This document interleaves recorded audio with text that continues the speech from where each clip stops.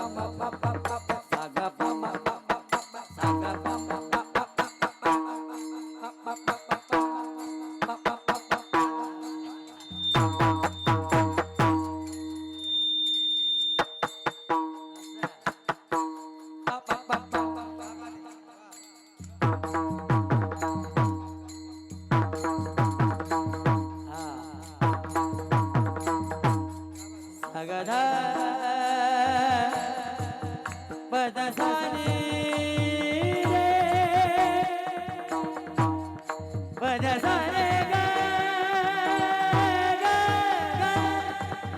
ग रे सा रे धनी धनी दा पा नि नि दा पा नि नि दा पा दा दा पा पा पा ग म ग रे ग रे सा रे रे सा रे रे ग ग म म प प द द नि नि सा सा रे रे ग ग म म प प द द नि सा सा रे रे ग ग म म प प द धनी दा धनी दा धनी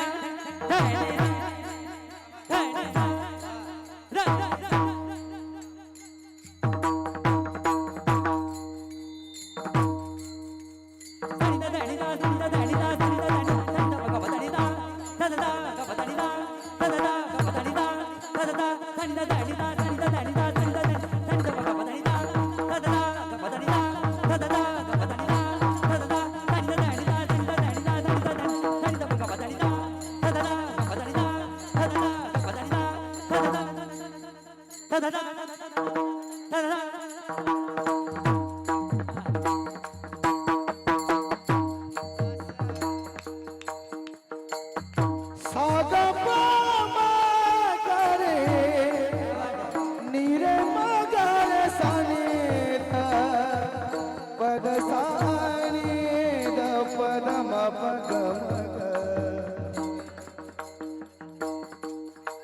पद सानी ने सा रे द पद सानी पद सानी दा सा पा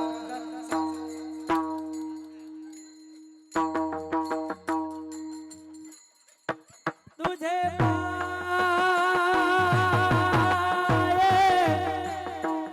पाए धनी रे रे रे रे रे रे रे दा दा दा दा दा दा दा रे दा रे दा दा दा रे दा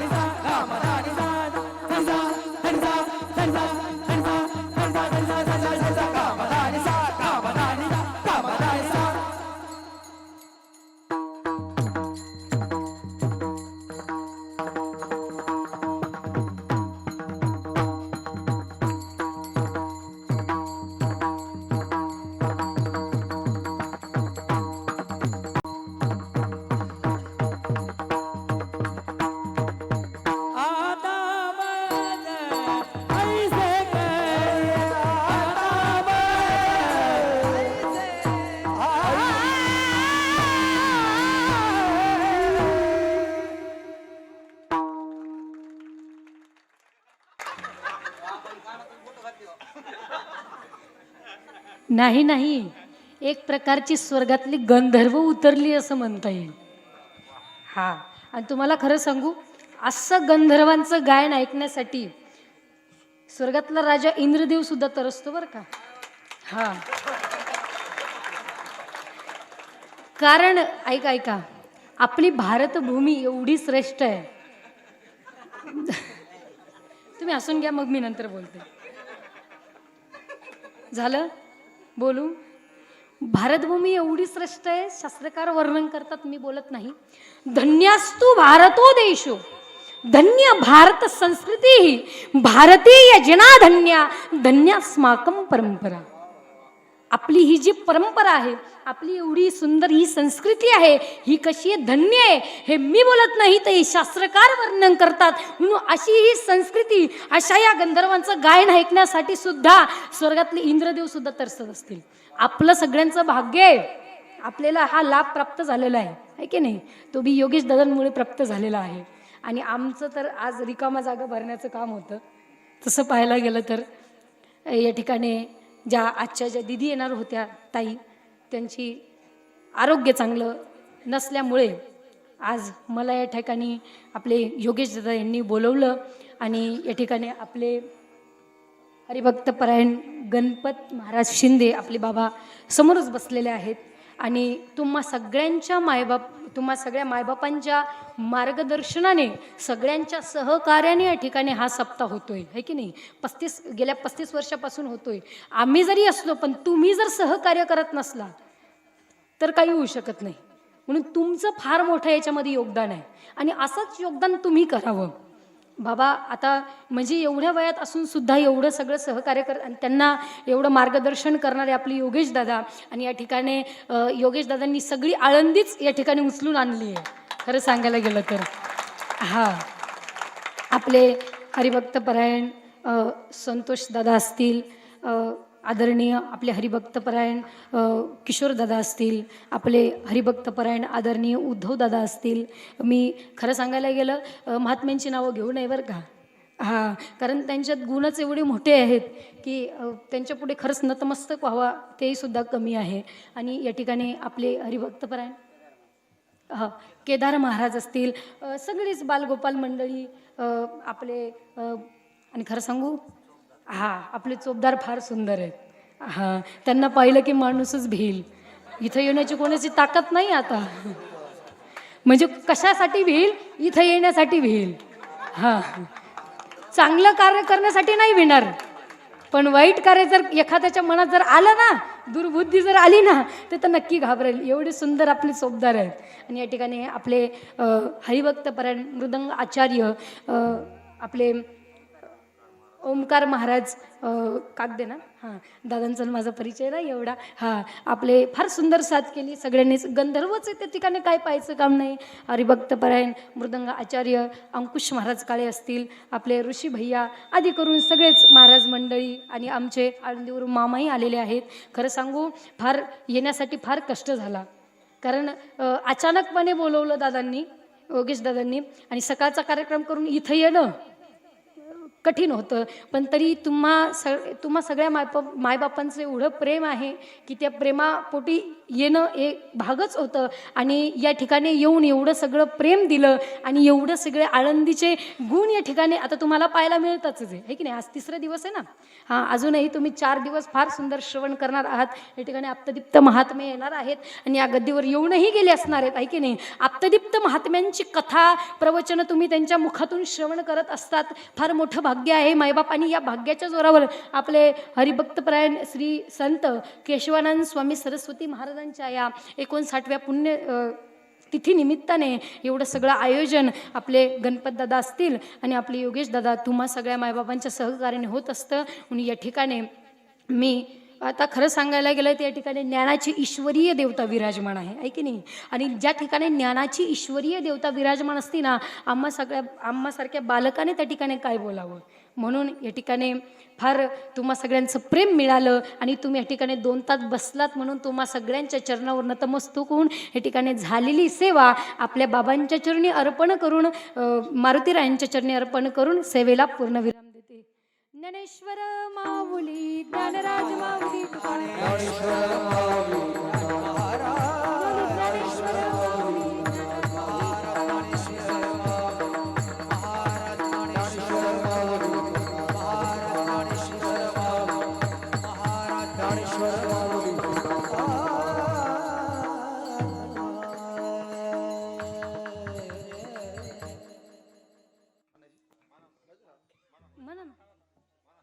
हरिभक्तपरायण भजन सम्राट गुरुवर्य श्री किशोरजी महाराज दिवटे त्यांना साथ करतील गुरुवर्य उद्धवजी महाराज शिंदे.